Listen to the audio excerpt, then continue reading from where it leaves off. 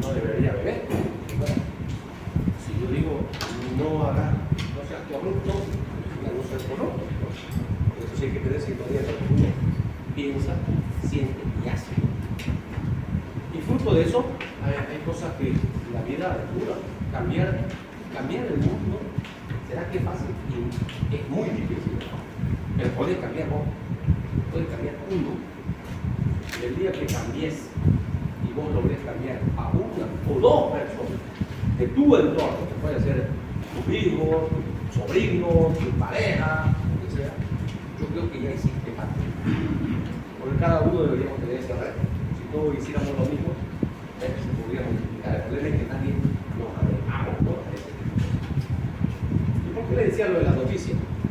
Ese yo me despierto hoy esperanzado. Yo hoy día teníamos una audiencia, nosotros, porque, por si no lo saben, yo estoy procesado, incluso miren ustedes en Bolivia, como terrorista. ¿No? ¿Y cuál fue nuestro delito? El censo. Eso fue nuestro delito. Un señor Maita de La Paz, de la Cor, que es como si fuera la Coto de acá de Santa Cruz, afecta al gobierno, nos denunció, nos bajó todo el código penal. Vamos a hablar de una patología que se llama reflujo gastroesofágico. Pero obviamente, para hablar de eso, tenemos que hablar un poco de anatomía y un poco de fisiología. Entonces, lo que tenemos que hacer es recordar un poco qué es el esófago. El esófago es un tubo en una parte después de la boca, ¿no? Del aparato digestivo, que está a continuación de la faringe y termina en el cardiac gástrico. En un esófagograma significa, a ver, si yo quiero ver, yo tengo que saber medir, ¿no? Si yo quiero ver una víscera maciza, seguramente el mejor método va a ser una ecografía. ¿No? Si yo quiero ver una víscera hueca, los intestinos, la ecografía no me va a servir mucho porque hay hueco. Entonces, yo tengo otros estudios que pedir. Y uno de ellos, por ejemplo, es que yo le meta contraste, o sea, la radiografía me podrá servir muy poco si yo no le meto contraste. Si le meto un elemento radio opaco y saco radiografía, voy a poder ver la forma de los intestinos. No así en las vísceras macizas, bueno, por eso le estoy diciendo, es ecografía o tomografía. Entonces, el esófagograma es un estudio del esófago metiéndole el contraste.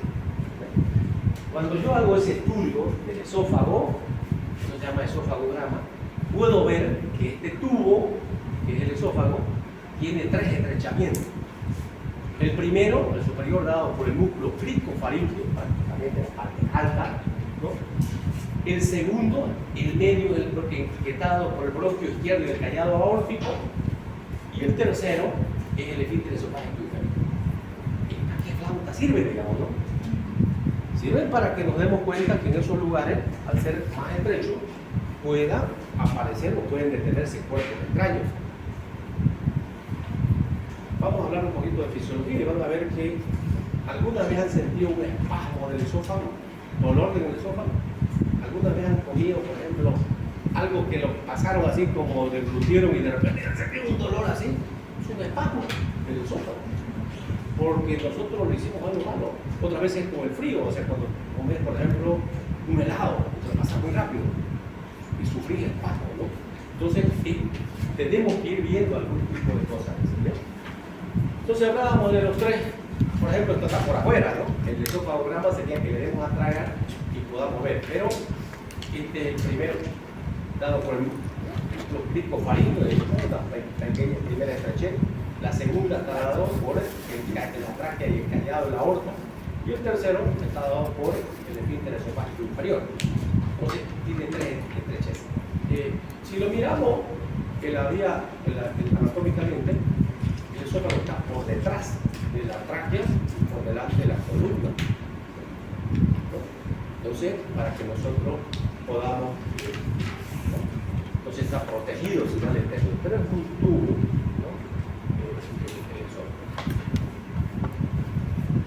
Tiene tres porciones para estudiarlo. El esófago cervical, como dice su nombre, está en el cuello, prácticamente en parte esofágica. Si yo tuviera una alteración en el esófago cervical, no voy a poder entrar por el abdomen, voy a tener que entrar por el cuello. La parte más larga del esófago corresponde al esófago, o sea, la porción torácica. Lo de arriba son 5 centímetros, la torácica 20 centímetros. Y vean ustedes, el esófago abdominal apenas son 2 centímetros.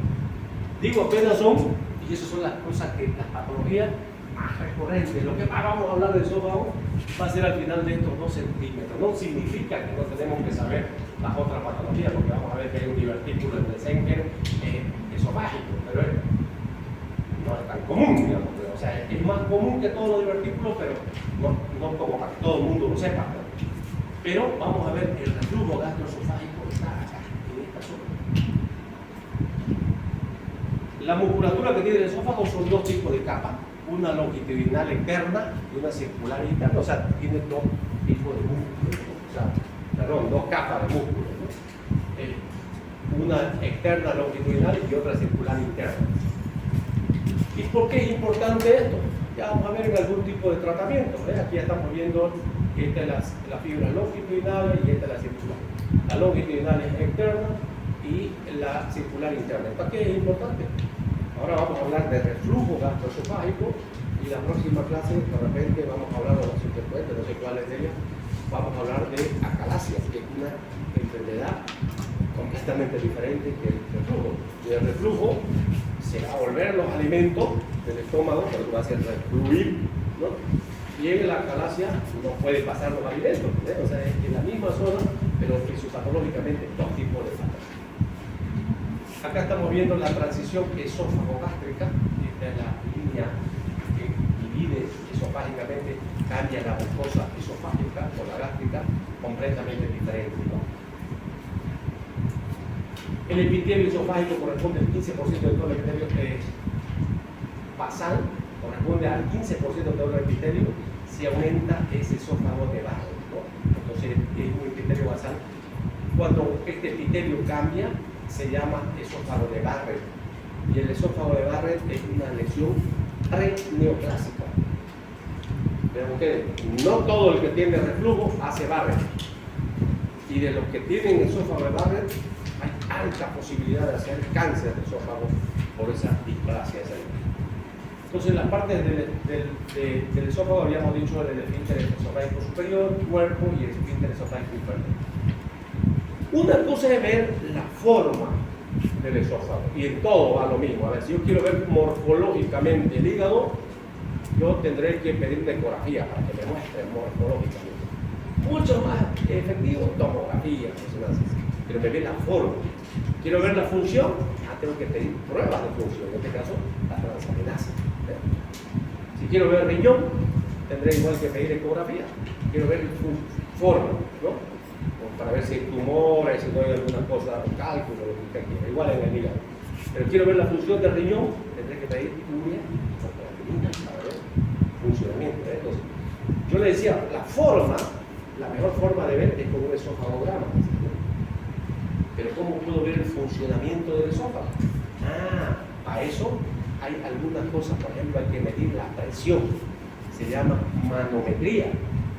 Hay que ver la presión, porque es importante saber que estos esfínteres habían tenido presión. Y si se altera la presión, viene la patología. Por ejemplo, la presión del esfínter esofágico superior es de 40 a 100 milímetros de mercurio y la del esfínter esofágico inferior es de 7 a 25. El superior no da tanto problema, el inferior sí. Por lo tanto, si estamos hablando de 7 a 25, si esta presión es menor a 7 milímetros de mercurio, entonces no hay quien detenga el reflujo. ¿Ves? Entonces, pero si está más de 25, no hay cómo baje. Por eso, ese es un detalle importante siempre en medicina. No habla, o sea, hay parámetros. O sea, yo puedo hablar de promedio, ¿ya? Pero no es en eso que se tienen que enfocar. Siempre los parámetros, ¿no? Hay que enfocar parámetros fisiológicos. ¿Cuántos glóbulos tenemos? Rojos tenemos. ¿Cuántos los glóbulos rojos tenemos? De 4 a 6 millones. ¿De cuánto? De 4.5 a 6 millones. ¿Ve? Hay parámetros. 4.5 a 6 millones de repente, ¿no? O 5.5 de repente la fórmula que queramos utilizar, que ya te está dando parámetros, ¿no?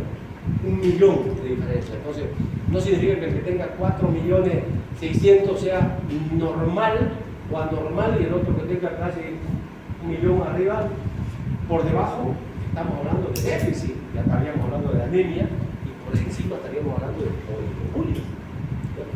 Entonces, siempre. El leucocito, igual. ¿Cuáles son los parámetros del leucocito? ¿Cuántos? 5. Puede ser un poquito menos, ya está, pero no importa, no vamos a pelear por eso en detalle, porque incluso los laboratorios te dan parámetros, depende de cómo el tipo de laboratorio que haga, ¿no? Entonces, pero hay parámetros generales que yo tengo que saber. Si se baja, leucopenia. ¿En qué problema?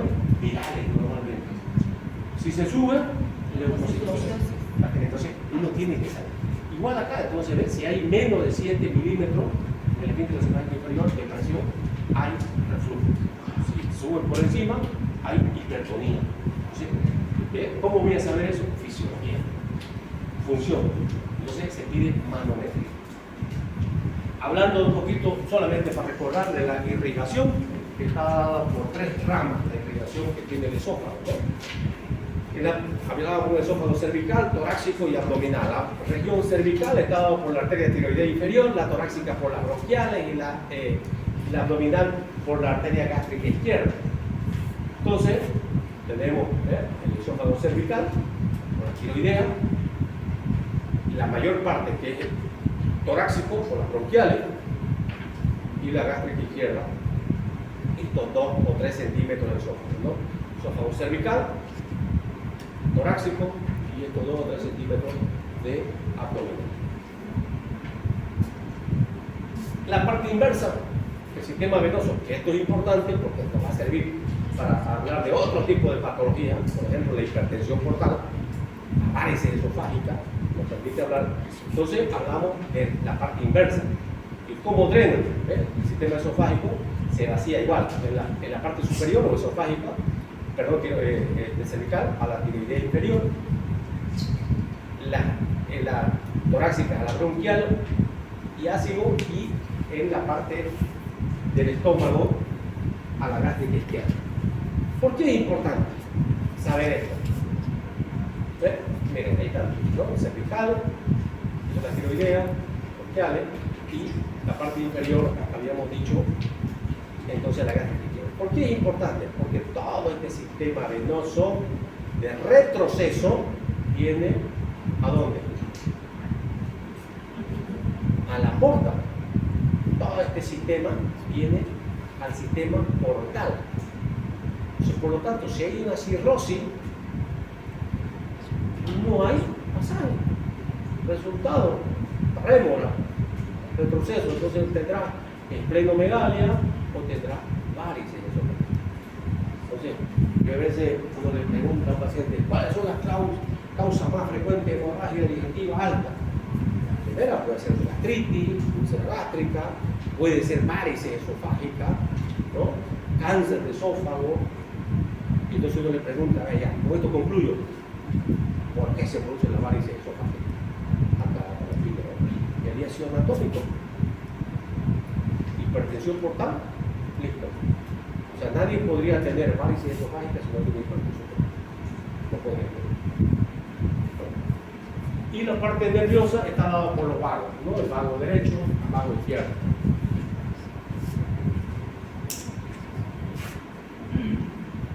Cuando uno habla de para las patologías, yo le decía a ustedes, esto ya ha sido lo que hicieron el primer año. Después ya en fisiología les enseñaron otras cosas. Y después ya viene fisiopatología y ahora la vamos a utilizar ya en clínica, ¿no? Entonces, ¿por qué motivo? Lo primero, fisiológicamente, ¿por qué motivo no tenemos nosotros reflujo? Acá está explicado, ¿verdad? Tenemos estas 3 válvulas o cilindros faringios, van a permitir entonces que hasta por anatomía vaciemos, por anatomía, por decúbito, si ustedes quieren, vaya bajando el bolo alimenticio, ¿no? Lo que se va a quitar. Por eso hasta por higiene dicen, no te eches inmediatamente coman, ¿no? Coman y van a ver que van a poder tener reflujo fisiológico, no patológico. mal hábito, ¿no? Entonces, ¿cómo es que nosotros hacemos? Por ejemplo, la deglución es un mecanismo reflejo, una vez que se inicia, por lo tanto comemos, masticamos, discutimos, y ello, por movimientos peristálticos, también va permitiendo el vaciamiento. Durante la deglución, la inclinación de la epiglotis hacia atrás cubre la abertura de la lengua que impide la broncoaspiración. La epiglotis hace la campanita, ¿no? Hace el ejemplo de válvula, digamos, ¿no? Cuando vamos a comer, tapa la vía aérea y al revés, ¿no? Se va al otro lado cuando lo utilizamos para respirar. Entonces, es parte de la fisiología. Esta contracción peristáltica es lo que llamamos nosotros como el clearance o limpieza del esófago, ¿no? Esa contracción de peristáltica hace que lo que tenemos acá vaya bajando. O sea, ese es lo que tenemos. Y el esfínter esofágico inferior permite, fisiológicamente, que una vez que pasó el estómago, nos permita que se vuelva para arriba. Entonces, fisiológicamente, ¿por qué no tenemos nosotros reflujo? Porque tenemos tres componentes fisiológicos que evitan que tengamos reflujo. El primero, entonces, es que tengamos un esfínter esofágico inferior que esté entre 7 milímetros y ¿cuánto dijimos de presión? Entonces, que esté entre esos parámetros fisiológicos. Si está menos, entonces no cumple esa función. O sea, hay que tener ese esfínter esofágico inferior competente, o sea, que sea efectivo, no te permita estar con esto. El segundo viene a ser el vaciamiento, o sea, la peristaltismo. Veo ustedes, hablábamos de los vagos, ¿no? El nervio vago que permite la inervación del esófago, que da pues la motilidad, aparte del, como digo, del cúbito propio que tenemos, ¿no? Que permite la motilidad. Y el tercero viene a ser el fondo gástrico, que vamos a mostrar una imagen ahorita. O sea, una vez que baja el estómago, o sea, perdón, del esófago al estómago, entonces el estómago tiene, de verdad, tiene una curvatura, el fondo gástrico, que el fondo gástrico, como se va a llenar de gases, empuja un poquito, fisiológicamente, porque ya producimos gases, y aumenta la presión al esfínter esofágico inferior para que se cierre. Entonces son los tres mecanismos fisiológicos. Al saber que esto es lo fisiológico, o sea, ya está, estamos sanos. Pero una persona sana, con todo esto funcionando, puede tener episodios de reflujo gastroesofágico fisiológico. Sí, puede haber. Por ejemplo, hay alimentos que te provocan fisiológicamente relajación del esfínter esofágico inferior. Chocolate, la grasa, el alcohol, aumento de la presión abdominal. Por eso hay muchas mujeres embarazadas que dicen, ay, me arde, y se mueve el estómago. ¿Es patológico? No, porque es fisiológico. El embarazo es algo fisiológico. Solamente aumentó la presión dentro de la abdomen. ¿Ves? Para nacer el bebé y chao, desapareció también el reflujo, porque no es patológico. Entonces, hay individuos que tienen este tipo de episodios. Por eso, las mamás a veces confunden, ¿no? Dicen, a los niños dicen, ¿y por qué vomitas? ¿Sabes? Un niño que coma recién ha pasado la Pascua, ¿no? Si no comía, pero me decía la mamá, la lógica, no comas mucho bombón, porque después de 3 o 4 bombón vas a vomitar, te va a hacer mal a tu hígado. ¿Le hizo mal al hígado? No. ¿Qué provocó el exceso de chocolate? Relajación del esfínter esofágico inferior. Y el niñito siguió corriendo y comiendo alguna cosa, lo vomita todo, chocolate y todo. Y la mamá, ¡ey! La mamá no sabía, no ocurrió igual que ustedes. Entonces, lógico, la menta provoca también ese tipo de situaciones, ¿no? Pero eso estamos hablando en pacientes fisiológicamente normales.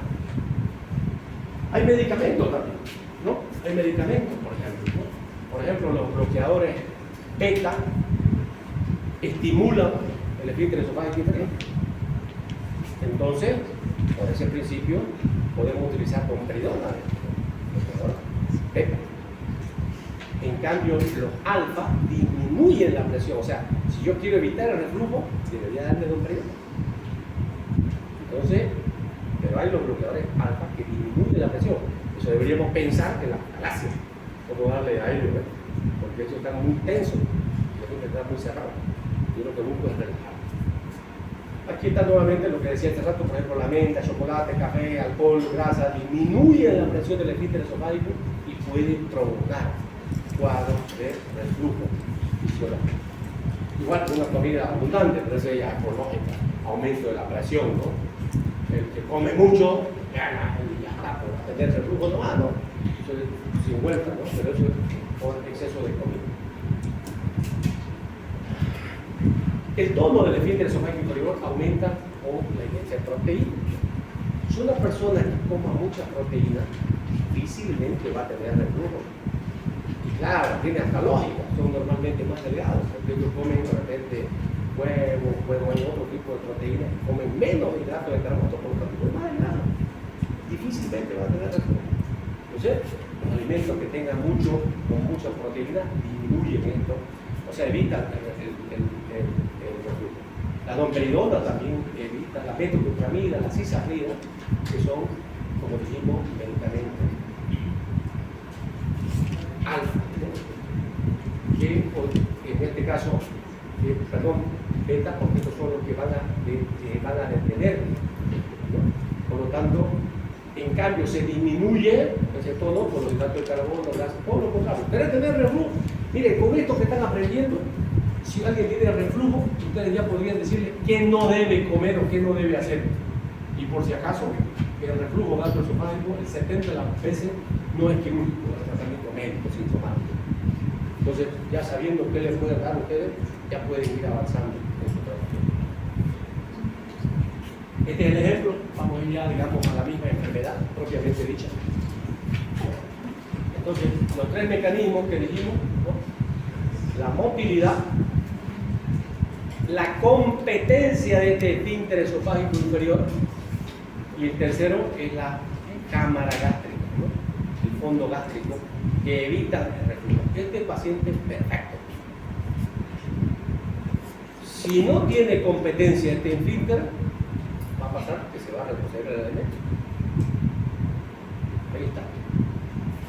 Entonces, un reflujo gastroesofágico, ¿sí? ¿Quieres preguntarlo? Entonces, en ese caso, los pacientes bariátricos estarían casi que condenados a vivir con reflujo. ¿Cuál? Los pacientes bariátricos. ¿Será eso una adaptación? No, ¿por qué? No, en el paciente bariátrico no se rompe el esfínter esofágico inferior. Pero se afecta el fondo gástrico. Pero es una parte, y hemos dicho que no es la única ni la más importante. Son tres elementos fisiológicos. Hemos dicho el vaciamiento gástrico, y el más importante de ellos es el esfínter esofágico inferior. El fondo gástrico ayuda, y es más, por más que sea variante tal, en cualquiera de las variantes, si queda parte del estómago, si queda parte muy pequeño, pero sí queda.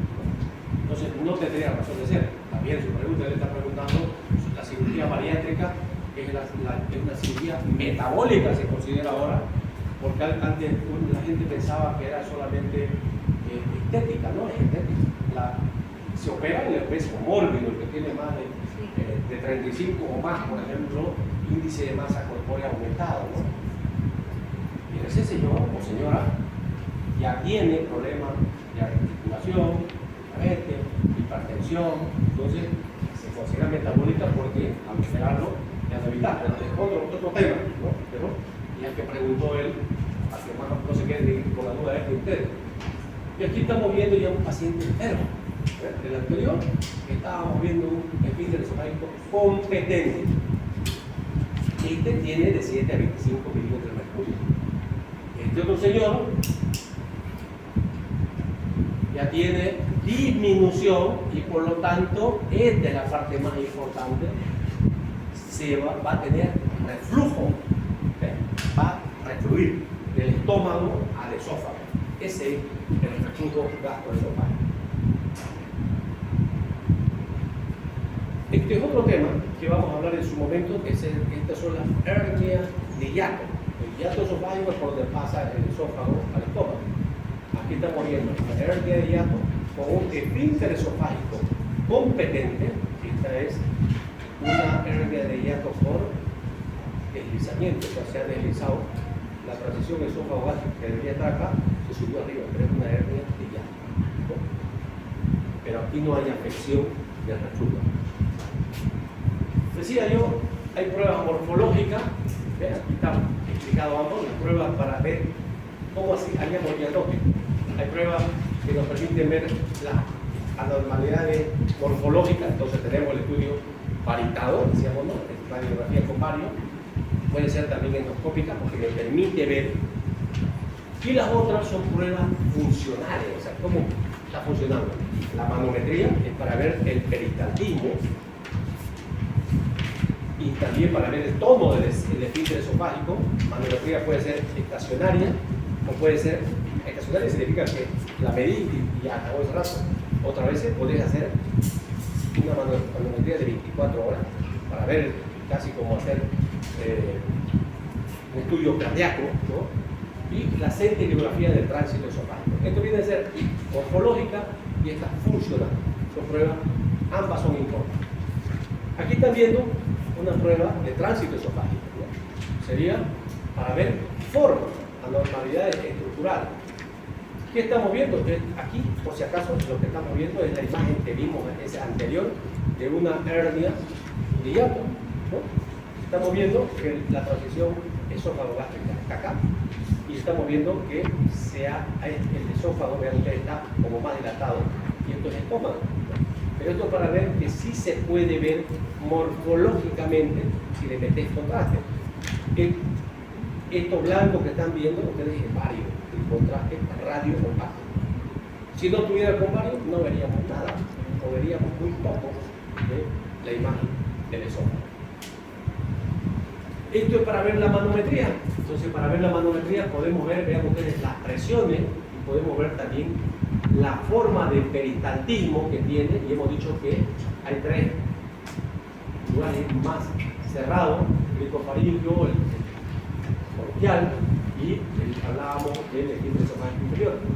Entonces, vean ustedes, si yo quiero definitivamente corroborar que mi paciente tiene reflujo, tengo que pedirle, como decía yo, ver esto, cómo está la presión, 7 a 25. Está menos, entonces tiene reflujo. Si tuviera más, voy a hablar de aclasia, voy a hablar de hipertonía del esfínter esofágico. Entonces, es importante. ¿Estos estudios se hacen en Santa Cruz? Sí, ya se hacen. Hasta hace un tiempo, obviamente no se hacía. ¿Se lo hacen todos los hospitales? No. Pero lo importante es que usted sepa que sí se hace. No es cuestión de que yo no tenga. En medicina hay que entender que hay cosas que puede ser que yo no haga, lo cual no significa que no se hace. Tienen que saber sí que se debe hacer estos estudios. Para ver igual prueba de, por ejemplo, cómo puedo saber yo de que el esófago está con una esofagitis aparte de una endoscopía. Obviamente puedo hacer para ver el aumento de la exposición al jugo gástrico. En el reflujo gastroesofágico, el epitelio esofágico tiene un tipo de mucosa y el estómago tiene otra mucosa. El esófago no está preparado para recibir ácido. Por eso es que se inflama rápido. ¿Cómo voy a saber? Por ejemplo, para hacer una pH-metría, voy a hacer un pH al esófago, a la prueba de reflujo ácido, radiografía de reflujo gastroesofágico o prueba de función duodenogástrica. Son pruebas que me permiten ver la exposición que está teniendo ese esófago al reflujo gastroesofágico. Bien, hablando ya del reflujo gastroesofágico propiamente dicho, en realidad es una de las patologías más, no es la más frecuente, porque la más frecuente va a ser la gastritis, honestamente en la patología abdominal. Pero cerca del 75% de los padecimientos esofágicos, no estoy hablando de abdominales, vienen a ser causados por reflujo gastroesofágico. ¿Por qué se caracteriza? Pirosis. Y la pirosis es la reflujo internal. Alguna gente dice acidía, vinagre, ¿no? Eso es pirosis, semiológicamente para nosotros. El paciente te puede decir, doctorita o doctorcito, yo tengo acidía. Te vas a dar cuenta por lo que él te dice, entonces podés poner entre comillas lo que te dijo el paciente, pero vos cuando expliques, el cliente va a poner pirosis. Una cosa es lo que te diga el paciente y otra cosa es el término médico. Entonces hay pirosis, o que también es llamado regurgitación de ácido, es muy frecuente en este tipo de pacientes. el reflujo gastroesofágico puede presentar, esto es importante, ¿ya? Lo normal en el reflujo gastroesofágico es la pirosis, eso es lo correcto. Pero hay síntomas atípicos. Entre esos síntomas atípicos, por ejemplo, puede haber náusea, vómito, atragantamiento, y esto que pasa muy por alto y a veces es ya una complicación de un mal diagnóstico. Muchos niñitos, especialmente, a veces van constantemente al médico y el médico, ¿qué le hace?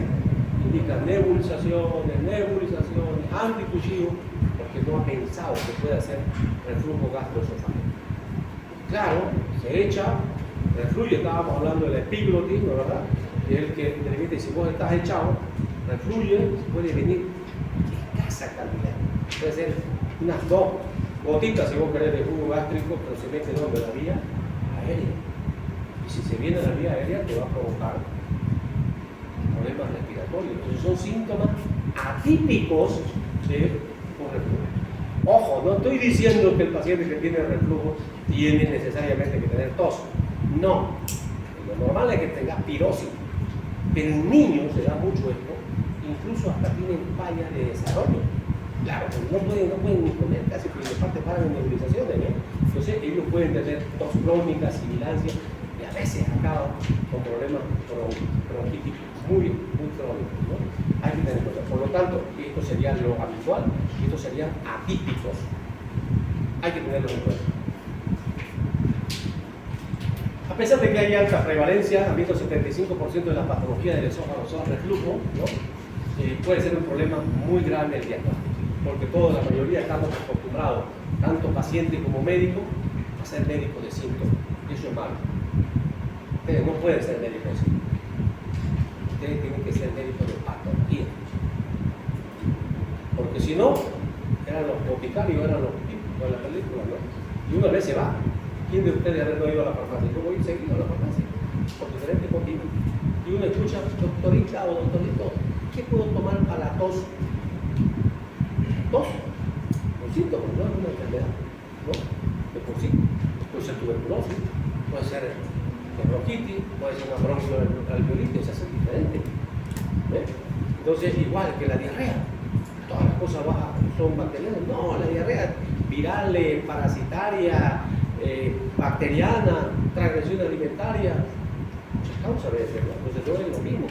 Entonces ustedes no pueden ser médicos de síntomas. Entonces, decía, a pesar de la alta incidencia, el problema está en que nosotros asumimos que tener, ¿sabe? Que tengo un poquito así de ya, tomado omeprazol, listo, porque pues lo traté como una gastritis. Mejora un poco, pero no del todo. ¿Por qué? Porque sigue refluyendo, no he ido al fondo del problema. Y hasta que me dé cuenta, de repente ya el paciente está muy complicado. Entonces, lo importante es que nosotros tengamos la necesidad de evitar que el paciente llegue. ¿Qué podría ser? Digamos una endoscopía. Ya está. Van a haber reflujo, van a haber esofágico. Entonces, se denomina enfermedad de reflujo gastroesofágico la presencia de síntomas. Vean ustedes ya como enfermedad propiamente, ya viene a haber síntomas clínicos y lesiones ya que están complicando al esófago. Por lo tanto, ya va a haber una irritación como consecuencia de ese reflujo. Entonces, ¿qué va a pasar? Va a haber una inflamación de la mucosa total, esofagitis. ¿Ven? Esofagitis ya viene siendo una complicación del reflujo gastroesofágico. Otra vez un poquito para ver la anatomía, recordar un poco solamente. Vean ustedes, decíamos, la parte más, apenas los 2 o 3 centímetros que tenemos del esófago abdominal, es donde ahí va a haber este tipo de patologías. Estamos hablando ahora, ¿ven? Porque decía yo, la parte más importante viene a ser el tono de ese esfínter esofágico, ¿no? Si se baja la presión, pues hay reflujo. Entonces, es posible que causas como bronquiolitis, neumonía, fibrosis se deban. Es posible. Ojo, no quiero que malinterprete y diga, doctor, mira, mi papá que tiene bronquitis es porque tiene reflujo. No he dicho eso. Estoy diciendo que sí el reflujo te puede provocar. ¿Quién no ha tenido una experiencia de reflujo? Creo yo, a ver, me devuelvo a repetir, hasta fisiológica han podido tener. Es desesperante el reflujo cuando despertar.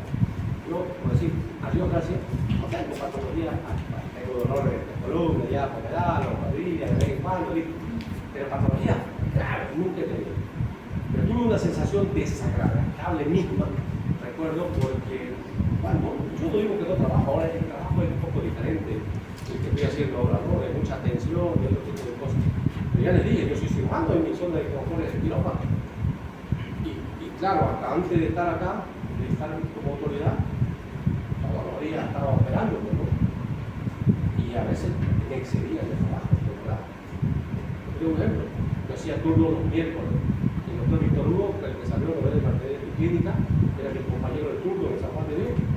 Nos hacíamos 24 horas de turno, el clínico, yo sigo bajo, hacíamos turno. Y entonces yo salía a veces, ya ustedes, el miércoles, al otro día jueves, pasaba clase, tenía cirugía, no almorzaba, no crean, uno aumenta de peso a veces por desórdenes en los horarios de comida, es un problema serio, de verdad. Si ustedes se fijan, algunas personas que son metódicas, el mejor método para no aumentar de peso es comer a rápido. Hasta fisiología endócrina. El problema es que a veces no entra, pero estoy hablando del caso que yo le quería contar a mí. Jueves, no almorcé, estuve operando y claro, desayuné mal, almorcé nada. ¿Y qué pasó una noche? Entre cansancio y hambre, cené. Y cené bien. Y me bañé. Completamente relajado a dormir. Nunca había sentido tal sensación de sentir que me estaba muriendo. Porque hubo reflujo y ahogo, o sea, vomitar no te pasaría nada. Pero parte viene a la vía aérea. Una sensación que no te da ganas de después de dormir, ya no. Por eso. Entonces, yo decía, pero eso fue porque fue exceso. Pero imagínense a alguien que ya por el reflujo que tiene molestia, come poco, se enflaquece. Entonces, pero en la noche va a haber reflujo. Y ese reflujo de poquitingo va a ir a la parte pulmonar. Y esos pacientes pueden acabar teniendo. Lo estoy diciendo, no lo voy a repetir, pero piensen también en un paciente.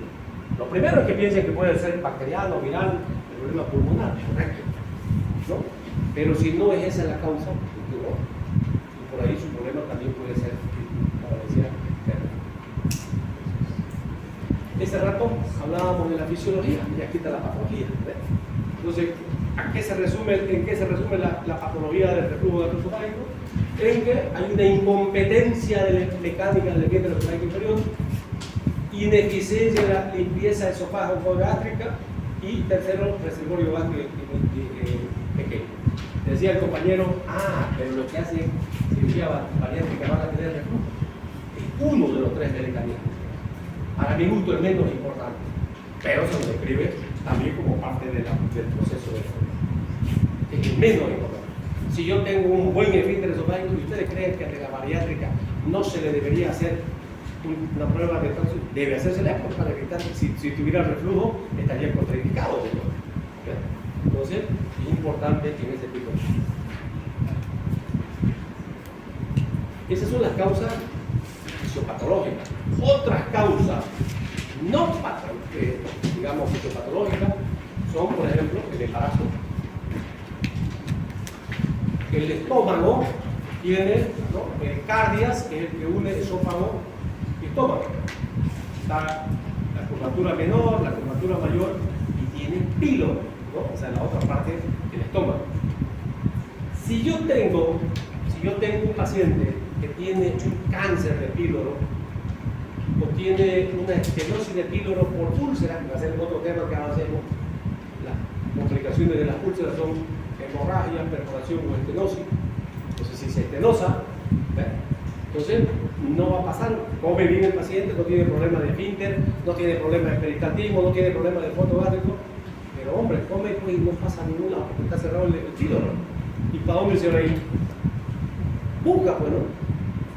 Presiona tanto que hace provocar entonces el reflujo que ustedes como una causa, sin que tenga afectado, se van a afectar. Algunas otras patologías al revés, alguna enfermedad respiratoria puede llevar a esto. Las colágenopatías, que están muy de moda ahora, ¿no? Antes nosotros solamente hablábamos de reumatismo y ahora hablamos de lupus, hablamos de otro tipo de colágenopatías que son también afecciones que pueden provocar esto. Y como vieron la imagen que les mostré, en una de las formas puede haber reflujo cuando hay una hernia yatal. Hay tres tipos, son las mixtas, paraesofágicas y también las hernias por deslizamiento. Si se afecta el esfínter, que normalmente por deslizamiento se afecta el esfínter, entonces va a tener reflujo, aparte de la hernia de hiato. Ya, igual, otra conclusión, no todas las hernias de hiato hacen reflujo, por si acaso. Algunas hacen. Entonces los síntomas, esto repitiendo prácticamente, la pirosis, lo más importante es la sensación que puede convertirse en dolor. Entonces, a veces este dolor es tan fuerte de la quemazón del esófago que muchos pacientes piensan que se están infartando. A ese extremo llega el dolor. Piensan que se están infartando. Hay la regurgitación con sabor ácido, amargo o ambos se diferencia del vómito porque no está precedida por esfuerzo. El vómito siempre normalmente uno hace esfuerzo, acá de repente vos sin hacer esfuerzo estás haciendo así. Hiciste y lo sentiste acá, ¿no? Lo sentiste acá el alimento. Eso es no, completamente diferente de lo que es un vómito. En la acalasia, vamos a ver que es la otra enfermedad que les decía, hay pseudo regurgitación se llama, porque en realidad no, para que regurgite es que desde el estómago suba para arriba. Acá no, en la acalasia no hay, es el alimento que no pasó del esófago al estómago y vuelve para arriba, entonces es una pseudo, ¿no? Y muchas veces, como les decía, lo que me pasó a mí en la experiencia que yo les decía, estos síntomas te pueden despertar con esa sensación de falta de aire, pero es porque el reflujo pasó a la vía aérea y en ese momento despertar desesperado, ¿no? La disfagia es un signo menos frecuente porque disfagia ya es dolor para tragar. Esto ya vendría a ser más bien una complicación. Ya van a ver que el reflujo puede provocar estenosis. Claro, si se estenosa, ya te puedes tener disfagia. Pero ya sería la tuti que lleguemos a eso cuando les estoy diciendo que la idea es que no lleguemos con los pacientes. Sequedad de boca. Y hay pacientes que hacen una cosa. Algunos pacientes acuden al dentista y dicen: he perdido el esmalte de mis dientes. O sea, lo ven descolorado, lo ven, ¿no? Entonces, ¿qué ha pasado? Tienen tanto reflujo ácido que llega a la boca que puede perder el esmalte, ¿no? O sea, entonces podría ser otra cosa.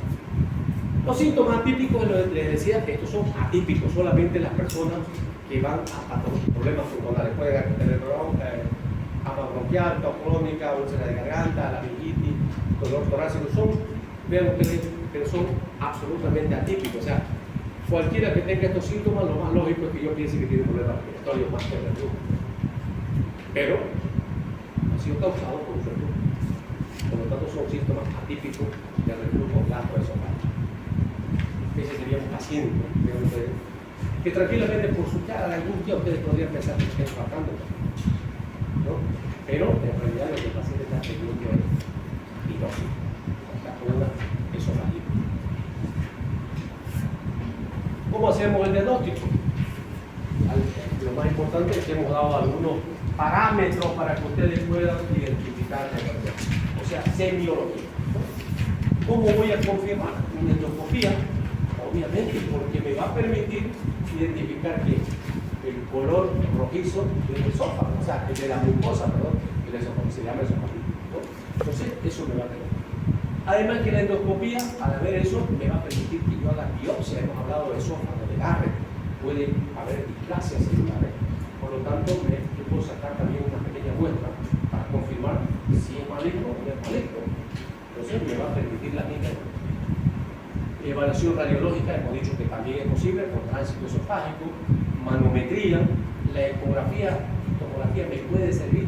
La pHmetría también es importante una vez diagnosticado, especialmente no podés operar un paciente. Hasta acá serviría, digamos, si ustedes quieren, para diagnóstico. Una vez hecho el diagnóstico, yo tengo que saber si le soluciono con medicamentos, con medidas higiénico-dietéticas, como van a ver que son las mejores, pero ¿qué pasa si ya voy a ir a operar? Si lo voy a operar, necesariamente tengo que hacer manometría y tengo que hacer pHmetría para saber fisiológicamente cómo funciona ese sistema. ¿Ya? El diagnóstico diferencial de esos síntomas de pirosis puede ser trastorno de la motilidad esofágica, ¿no? Hipoacalasia, úlcera péptica.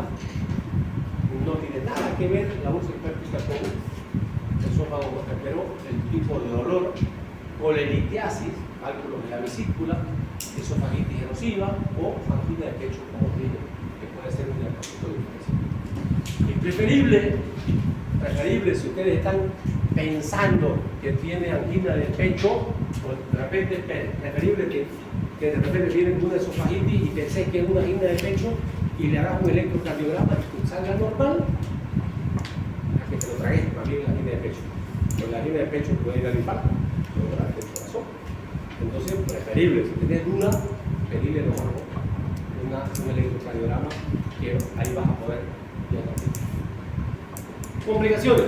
Las complicaciones del reflujo son esofagitis, que es la inflamación de la mucosa.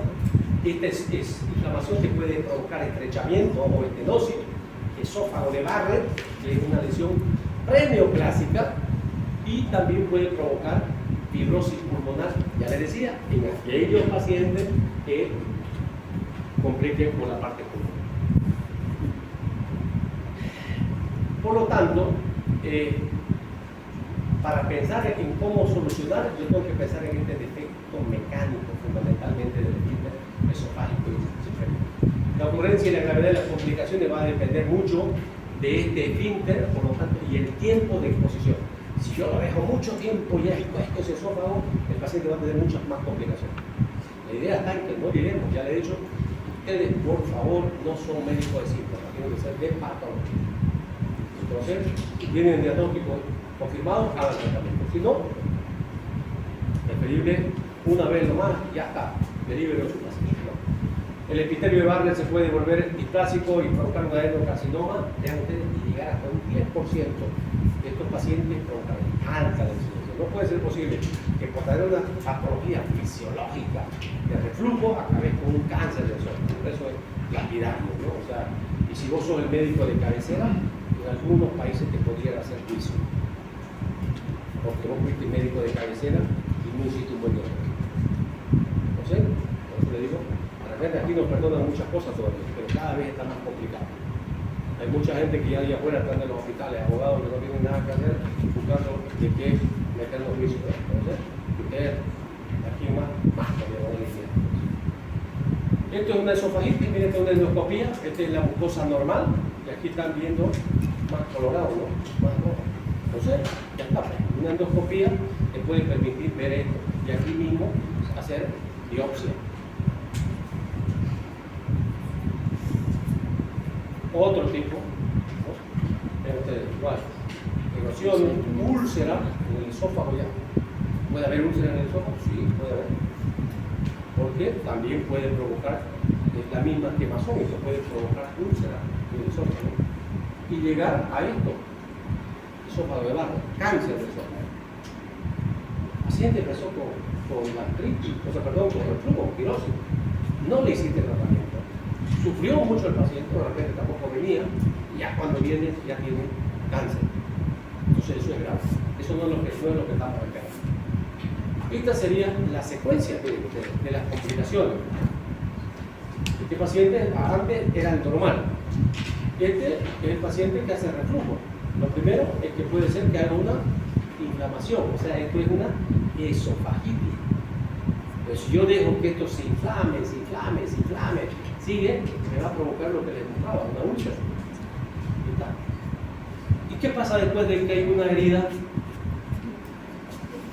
¿Qué pasa después de una herida? Cicatrización. Entonces después de repente de que ya tuviste la úlcera, te acordaste de hacerle tratamiento o el paciente tomó algo y esto cicatriza y tenés estenosis. Claro, porque la cicatriz chica el espacio y no es en una sola zona, porque todo está irritado. Entonces, vean ustedes, las complicaciones pueden ser del esofágico. Percy y Skinner propusieron una clasificación que ha perdido mucha vigencia en la actualidad, pero sigue siendo útil para ver el espectro anatomopatológico, ¿no? que hablaban, por ejemplo, porque esto era endoscópico, perenne edema de la mucosa, grado 1, úlceras mucosas superficiales, ulceraciones profundas, fibrosis de la mucosa y esterosis. Lo que te está diciendo, ya, estos señores, cuando había pocas cosas que hacer o pocas alternativas, de repente hacían un acompañamiento. No podés esperar. Nosotros lo que tenemos que es identificar en este estadístico. Podés revertir. No podés esperar a que hagan hipnosis facial. Ya sería la última que vos como médico tenés. Si te llega, pues reportarás en tu historia clínica, ¿no? Que el paciente sufrió durante tanto tiempo de tipo de patología para que ya, como que dice vos, te liberes también un poco de peso. El tratamiento es al principio 100% higiénico y dietético. ¿Right? Vamos a hacer todo lo contrario de lo que decíamos que le provoca reflujo. Todo lo contrario. Vamos a pedir al revés, ¿verdad? Que no coman comidas copiosas, que coman más bien en pequeñas cantidades, ¿no? Más a horario, pero en pequeñas cantidades, que coman como pajarito, digamos, ¿no? Varias veces, pero no comidas copiosas.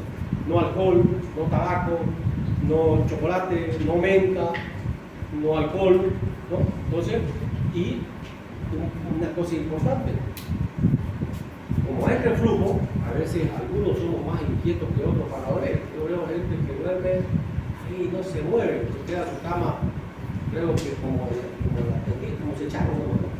Conmigo están listos, pero no, yo miércoles me revuelco en toda la cama. Entonces, si a mí me dijeran poner 2 almohadas, si yo tuviera reflujo, en la primera vuelta ya no la tengo las 2 almohadas, porque no me serviría a mí. De repente alguien que sea muy metódico, de repente puede servir.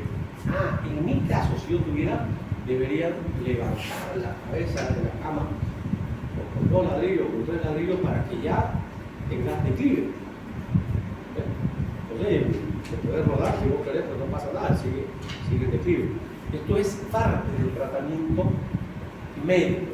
Si yo a esto, además, le doy metoclopramida, que he dicho que es un bloqueante, que me aumenta el tono del esfínter esofágico inferior, y le doy domperidona, que es un procinético, le doy cisapeida, que también es procinético, y le doy bloqueadores de bomba, más del 80% de los pacientes van a revertir su patología. ¿En forma indefinida? No, mientras se cuiden. Porque si se cuida y después otra vez vuelve a su hábito de tomar café, beber y más cosas, es lo mismo que igual, ¿no? Entonces, esto sería el tratamiento médico. Por lo tanto, solamente vamos a hacer tratamiento quirúrgico cuando nosotros veamos que no resulta que exista riesgo de complicación. Estamos hablando de esofagititis, úlcera o posibilidad de displasia celular. Entonces, solamente se hace cirugía para si los síntomas no responden, ¿verdad? Por ejemplo, al tratamiento médico. Pero ya les decía, 70-80% de las veces, si vos explicás bien, entiendes bien, el paciente puede vivir. Es sencillo, ¿no? ¿Y cuál es el objetivo? Entre las tres cosas que decíamos fisiológicamente que se alteran, hay una que es más importante, ¿no? ¿Cuál es? El tono del esfínter esofágico inferior. Por lo tanto, ya en mi cabeza tiene que estar. Yo debo ir a prever eso. Tengo que reconstruir, o sea, tengo que hacer un nuevo ángulo. Entonces, en eso consiste la cirugía, en que nosotros vamos a buscar que este esfínter esofágico inferior aumente su presión. Por lo tanto, ese es el mecanismo, y ya de ahí nació la idea de Nissen, ¿no? Nissen es el pionero de esto, porque el resultado de la técnica de Nissen antirreflujo es buenísimo, más del 95% de efectividad. ¿Qué hace Nissen? Digamos, si este es el esófago y este es el estómago, así como está mi dedo, entonces, y aquí está el problema, Nissen ideó algo como pasar el fondo del estómago sin cortar, o sea, lo libera, bueno, facilito de mostrar así, digamos, sin adherencia, ¿no? Hay que una técnica que se libera, ya lo vamos a ver ahorita, y le hace dar una vuelta del fondo gástrico y sutura estómago con estómago, nada. ¿Para qué? Para que el paciente coma, pasa al estómago, forma gases, los gases se suben a donde, al fondo, y el fondo como lo hemos pasado, hace un anillo. ¿Ves? Hace un anillo neumático. Entonces, eso es la fundoplicatura. Entonces, hay varias alternativas o sugerencias, ¿no? Varias, sí, pero la que sí es más fácil, la que la mayoría hacemos es la fundoplicatura de inicio. Dice, como dice su nombre, el fondo del estómago lo pasamos por detrás del esófago y hacemos una sutura porque eso evita el reflujo, ¿no? Entonces está la fundoplicatura parcial de Benzimark, la somatía de Colli, que son otros. Ahora, el mayor porcentaje ahora de las Nissen, antes eran abiertas, se le hace laparoscópica. El gol estándar, ahorita se vale el término, la regla de oro, es que te hagan cirugía de este tipo de vía laparoscópica. Una Nissen, o sea, esta fundoplicatura tiene una efectividad mayor al 91% a 10 años. Resultado espectacular, honestamente. Pero vuelvo a repetir, ¿se operan todos los pacientes? No. Primero el tratamiento médico. Si no resuelve, obviamente ya viene el médico, ¿no? La forma tradicional era esta, una incisión mediana supraumbilical, grande, porque no podía entrar por acá para ver 2-3 centímetros. Es grande la herida, pues, porque es difícil, o sea, para acceder, digamos, a esa zona, ¿no? En cambio, con la laparoscópica, con apenas 3 o 4 funciones de 0.5 a 1 centímetro y te da la misma visibilidad. Es la misma técnica, por cierto, ¿no? Es la misma técnica.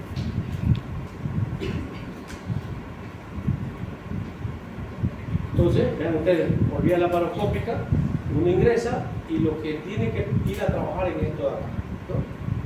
¿Vas a cortar algo? No, vas a liberar, porque aquí tenemos el aumento mayor, el aumento menor, entonces hay que liberar. Igual acá hay una lámina de Leimer que está por acá atrás, que bloquea un poco el esófago, hay que liberarlo, ¿no? Para que lo pase así, digamos, de atrás, y el fondo del estómago lo pase por detrás y lo volvás a traer acá para hacer punto estómago con estómago. Eso se llama fundoplicatura, el fondo. Es una aplicatura en el fondo. Acá se está viendo más fácil, miren, ya está en la cirugía, está traccionado a los 2 o 3 centímetros, ¿no? Se está cerrando también esto es la hernia de hiato, se cierran los pilares, no es malo, o sea, especialmente en la fundoplicatura es necesario, no siempre es necesario solamente hacer lo otro, pero lo que estamos mostrando es que para traccionarlo has liberado, el esófago, porque no le vas a poner el drenaje facilito si no hace otra manera. Aquí es un arco quirúrgico ya propiamente dicho, cirugía abierta, ¿sí? Esta la hicimos abierta, ¿no? Y donde están viendo igual los pilares, ¿ven? Como ya el esquema es completamente diferente. Este es parte del estómago y aquí está el esófago. Entonces tuvimos que liberar para pasar después el fondo gástrico y así queda, ¿no? Así queda, ¿no? Entonces vean ustedes, estos 2 o 3 centímetros no hemos cortado nada, se libera, claro, esto es un esquema, ¿no? Pero la idea es esa, ¿no? Se libera esto y se pasa el fondo gástrico por detrás del esófago, se lo trae y se hace plicatura, 2 o 3 puntos de estómago a estómago, o sea, no ha habido ningún corte de nada, no se ha cortado. El alimento bien pasa al estómago, aquí se produce la digestión, se forman gases, entonces los gases van a venir acá, hemos hecho un anillo neumático, aire, entonces viene y esto comprime el esfínter esofágico inferior y ya está, vuelve a los 7 milímetros de mercurio, por lo tanto el paciente no va a eructar. Aunque ustedes no crean, a veces los pacientes se acostumbraron tanto a eructar a alguna cosa que después sienten esa molestia de que no pueden eructar, porque se le viene acá. Y entonces, pero esa es la fundoplicatura. En un esquema de la técnica de reflujo, que ahí está, este es el fondo, acá está el fondo, lo está pasando por detrás del esófago, ¿no? Miren que está acá, y una vez que lo tenés acá, haces la aplicatura de estómago a estómago. Y entonces, esa es la fundoplicatura de inicio. En resumen, ¿no? Por ejemplo, cuando hay reflujo, lo que hace uno es supresión de ácido. Si es que no mejora, ¿verdad? Recién, con todo lo que hemos dicho, recién se plantea la funda explicativa. Actualmente hay cada vez menos posibilidad de convertir, o sea, porque la cirugía laparoscópica ha avanzado muchísimo y esto tiene mucho que ver con las tecnologías. Yo, cuando fui estudiante, no teníamos, las cámaras fotográficas era un lujo, ¿no? En ese tiempo eran con rollo, ustedes ya no utilizan ni rollo, pero para que vean, y me refiero, ustedes tienen muchas más posibilidades de documentar su estudio, ustedes pueden sacar fotos de todo. Y la laparoscópica ha mejorado en la medida que ustedes están conociendo sus celulares. Si ustedes se fijan, el primer celular que han debido tener era de una cierta capacidad de píxeles, ahora ya es la tutti, lo saca como le dé la gana a uno, lo saca de la cámara, ¿verdad? Entonces, igual es, ¿no? Entonces, la técnica laparoscópica es la mejor, rara vez se acaba convirtiendo, y mucho menos raro, a no ser que ya acabe este mismo paciente haciendo cáncer, a que hagamos una esofagectomía. O sea, no podés, ya sería, ¿no? Tiene responsabilidad de un paciente que tenía reflujo acabe teniendo cáncer para que reseque ese esófago. Pregunta. Duda. A ver, una cosa. Sí, dígame.